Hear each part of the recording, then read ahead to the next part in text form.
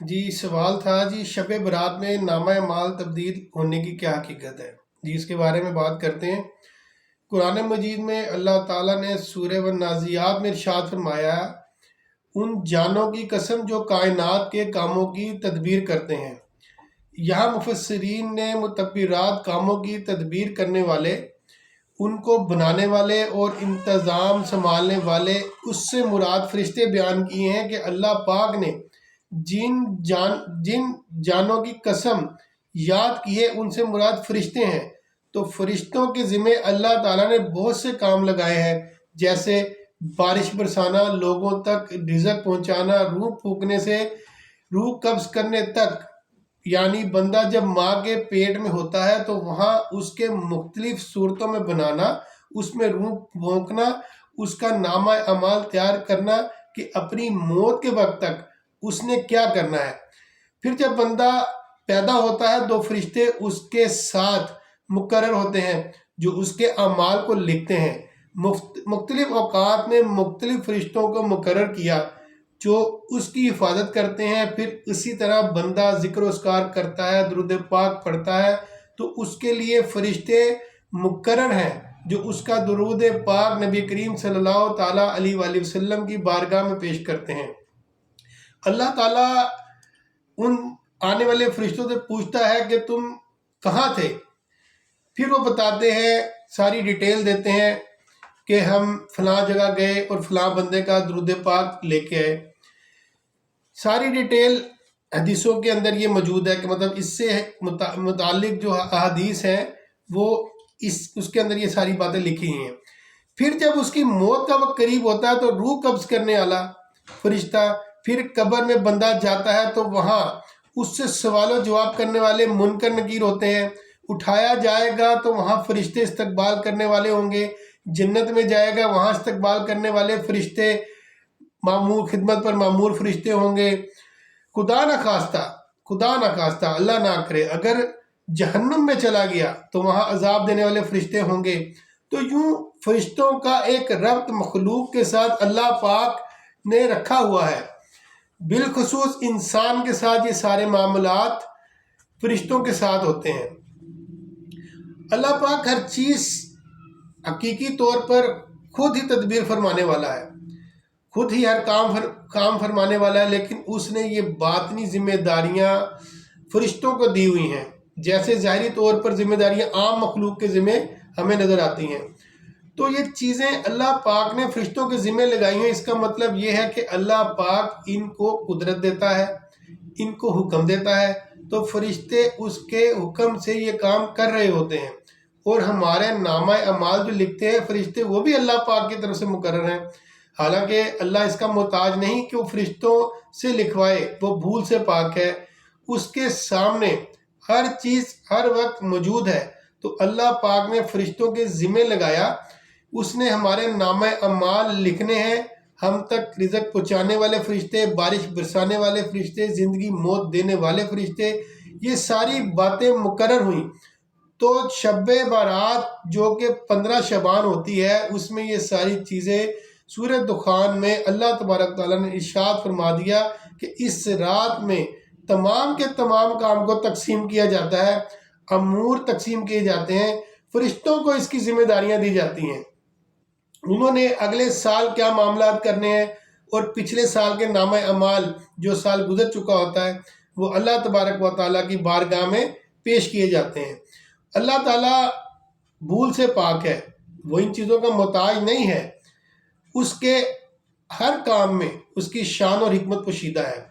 جیسے مشہور حدیث مبارکہ ہے کہ فرشتے زمین پر آتے ہیں اور کسی بھی نیک مجلس سے گزرتے ہیں، پھر اللہ تبارک و تعالیٰ کی بارگاہ میں پیش ہو کر وہ ساری تفصیل بتاتے ہیں۔ اور اسی طرح حالانکہ اللہ تعالیٰ کو سب کچھ معلوم ہے، لیکن پھر بھی وہ ان سے فرشتوں سے پوچھتا ہے کہ کہاں سے آ رہے ہو، تو فرشتے پھر وہ سب کچھ اللہ پاک کو تفصیل سے بتاتے ہیں۔ اللہ تعالیٰ سب کچھ جانتے ہوئے بھی مطلب یہ اس لیے کرتا ہے تاکہ کہ اس کی جو حکمت ہے وہ وہی جانتا ہے، وہ ہماری ناقص عقلوں میں وہ چیز نہیں آ سکتی۔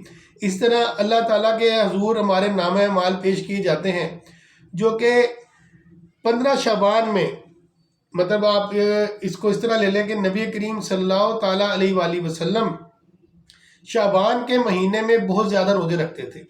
تو آپ صلی اللہ تعالیٰ علیہ وآلہ وسلم سے یہ پوچھا گیا کہ یا رسول اللہ آپ شعبان میں اتنے روزے کیوں رکھتے ہیں؟ تو اس میں سے آپ نے ایک وجہ یہ بتائی کہ شعبان کی 15ویں رات کو جب نامہ اعمال تبدیل ہوتا ہے اللہ تبارک و تعالیٰ کی بارگاہ میں تمام لوگوں کے نامہ اعمال پہنچتے ہیں اور میرا نامہ اعمال بھی جائے تو میرا نامہ اعمال میں میرا روزے کی حالت میں ہونا لکھا جائے. تو اس لیے نبی پاک صلی اللہ تعالیٰ علیہ وآلہ وسلم شعبان المعظم کے اندر خوب روزے رکھتے تھے. تو یہ حقیقت ہے کہ اس رات کے اعتبار سے یہ کام ہوتا ہے، فرشتوں کی ڈیوٹیاں لگ جاتی ہیں، غمی خوشی کی، زندگی موت کی، نفع نقصان کی. تو یہ مطلب یہ رات اس چیز سے ثابت ہے کہ اس کے اندر یہ تمام معاملات طے پاتے ہیں، فرشتوں کی ڈیوٹیاں لگ جاتی ہیں. اچھا دوستو، یہاں آپ کو بتائیں کہ برآت کے معنی کیا ہیں. برآت کے معنی ہے چھٹکارا پانا، کسی چیز سے آزادی دے دینا. تو اللہ تبارک و تعالیٰ اس رات کو جہنم، جن لوگوں پہ جہنم واجب ہو چکی ہوتی ہے، ان کی آزادی کا پروانہ وہ جاری کرتا ہے. اور یہ بنی کلب کی بکریوں کے بال کے برابر، مطلب مسلمانوں کو اس رات جن لوگوں کو جہنم واجب ہوئی ہوتی ہے ان کو آزادی ملتی ہے. بنی کلب کا یہ قبیلہ اس ٹائم سب سے زیادہ بکریاں رکھنے مشہور تھا، ان کے پاس سب سے زیادہ بکریاں اس ٹائم ہوتی تھیں. تو اس کے جو بکریوں کے بالوں کی تعداد ہے اس تعداد کے مطابق اللہ تعالیٰ جو دوزخیوں کو جہنم سے وہ جو ہے آزادی دیتا ہے. تو اس کے اندر جو اللہ تعالیٰ جو نظر رحمت نہیں کرتا، اس کے اندر بھی چند کیٹاگریاں ہیں. اس کے اندر جو نمبر 1 ہے وہ ماں باپ کا نافرمان، شرابی، چغل خور، رشتہ توڑنے والا. یہ وہ لوگ ہیں جن کے اوپر اللہ تعالیٰ اس رات کو بھی نظر کرم نہیں فرماتا. مطلب آپ اس بات سے اندازہ لگا لیں کہ یہ کس قدر سنگین گناہ ہے جو ہم جانے انجانے میں کر رہے ہوتے ہیں. اور اس کے علاوہ اس رات کو گزارا کیسے جائے، تو اس کے بارے میں بھی بزرگان دین جو ان کا ایک معمول رہا ہے جو اس رات کو گزارتے تھے. کوشش کریں اگر آپ کا وقت ہے تو عصر تا مغرب مسجد کے اندر اعتکاف کریں. جب آپ عصر کی نماز پڑھنے کے لیے جائیں تو نفلی اعتکاف کی نیت فرما لیں اور مغرب تک مسجد میں قیام کریں. اس کے بعد مغرب کی نماز پڑھنے کے بعد 2 رکعت نفل جو ان سے وہ آپ نے ادا کرنے، جس کی نیت یوں کیجئے کہ میں نیت کرتا ہوں 2 رکعت نفل کی، یا اللہ پاک ان 2 رکعت نفل کی برکت سے مجھے درازی عمر بالخیر عطا فرمائے. اس کے بعد سورت پڑھے، سورہ فاتحہ کے بعد کوئی بھی سورت پڑھ لے. اگر بہتر یہ ہے کہ 3 بار سورہ اخلاص پڑھ لے. اس کے بعد 2 رکعت نفل جو دوسرے پڑھے اس کے اندر یہ دعا فرمائے، یہ نیت کرے کہ اللہ پاک ان نفل کی برکت سے مجھے بلاؤں سے میری حفاظت فرما. پھر اگلے 2 نفل میں یہ نیت کرے کہ اللہ پاک ان نفل کی برکت سے مجھے اپنے سوا کسی کا محتاج نہ کر. اچھا آپ نے کرنا کیا کہ 2 رکعت نفل پڑھنے کے بعد ہو سکے تو 21 بار سورہ اخلاص پڑھ لیں. اگر یہ نہیں پڑھ سکتے تو 1 بار سورہ یاسین شریف پڑھ لیں.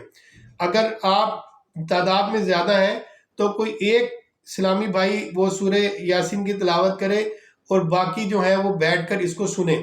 اچھا تیسری بات یہ ہے کہ اس کے اندر جیسی رات شروع ہوگی تو ثواب کا انبار جو ہے وہ آپ کے نامہ اعمال میں لکھنا شروع ہو جائے گا. دوسری چیز اس میں صلاۃ و تسبیح پڑھیں. صلاۃ و تسبیح اگر جماعت کے ساتھ پڑھی جائے تو بہتر ہے، اکیلے بھی آپ پڑھ سکتے ہیں. اور اس کے بعد نفل نماز پڑھتے رہیں، قرآن شریف کی تلاوت کریں، درود پاک پڑھیں، خیر و علم کی مجلس میں بیٹھیں. تو یہ بھی کام جو سے وہ آپ کر سکتے ہیں. اچھا اس رات کے اندر عموماً لوگ جو ہے وہ آتش بازی اور پٹاخے وغیرہ چلاتے ہیں جو کہ شرعاً جو ہے وہ گناہ ہے. کہ اس رات کے اندر ہمارا جو نامہ اعمال ہے وہ تبدیل ہو رہا ہوگا، تو اللہ پاک کے حضور ہمارے نامہ اعمال بھیجا جا رہا ہوگا، تو اس کے اندر ہم اس وقت جو ہمارے لیے ایک فکر آخرت اور توبہ طلب کا مقام ہوگا، ہم اس کے اندر یہ پٹاخے وغیرہ اپنے بچوں کو لے کے دیں اور وہ اس کے اندر لگے رہیں. بلکہ ہونا تو یہ چاہیے کہ آپ اپنے بچوں کی تربیت اور ان کو سمجھائیں کہ اس رات کے اندر یہ پٹاخے آتش بازی نہ کی جائے، بلکہ مسجد کے اندر جا کے قیام کریں، نفل روزہ رکھیں، اعتکاف کی نیت کریں۔ نفل روزہ آپ نے اگلے دن رکھنا ہے، ساری رات جب عبادت کریں تو اگلے دن کا روزہ بھی رکھیں۔ تو یہ چیزیں ہیں کہ اس کے اندر آپ نے یہ آتش بازی نہیں کرنی، پٹاخے نہیں پھوڑنے، کیونکہ اس کے اندر حقوق العباد کا جو معاملہ ہے وہ بھی متاثر ہوتا ہے، کیونکہ جو آپ کے پٹاخے چلانے سے، بم پھوڑنے سے، رول و گپا کرنے سے کوئی شخص اپنے گھر میں عبادت کر رہا ہے تو وہ متاثر ہوگا۔ اگر کوئی بیمار ہے تو اس کو تکلیف ہوگی، کوئی چھوٹا بچہ ہے وہ پریشان ہوگا، کوئی ڈر جائے گا، تو اس سے جو حقوق العباد ہیں وہ بھی متاثر ہوں گے، وہ بھی اعمال گناہ جو ان سے وہ ہمارے نامہ اعمال میں لکھا جائے گا۔ تو اللہ تبارک و تعالیٰ سے یہ دعا کرتے ہیں کہ اللہ تعالیٰ ہمیں اس رات کا ادب و احترام کرتے ہوئے اس کو صحیح معنوں میں اس کو گزارنے کی توفیق عطا فرمائے اور اپنے حبیب کے صدقے ہماری مغفرت فرمائے۔ تو دوستو آپ نے دیکھا ہوگا کہ پچھلے سال جو لوگ ہمارے بیچ ہمارے پاس تھے اب وہ نہیں ہیں، مطلب ابھی شب برات آنے والی ہے، تو آپ یہ دیکھیں کہ ابھی جو لوگ ہمارے ساتھ پچھلے سال تھے اس سال نہیں، مطلب ان کی تقدیر کا فیصلہ ہو چکا، ان کا موت کا فرمانہ کٹ چکا، جو اس رات کے آنے سے پہلے پہلے جا چکے۔ تو اس پہ بھی غور کریں، اپنے اطراف میں نظر ڈالیں اور اللہ تعالیٰ سے خیر و بھلائی کی، عافیت کی دعا کریں اور اس رات کو اچھے انداز میں گزاریں۔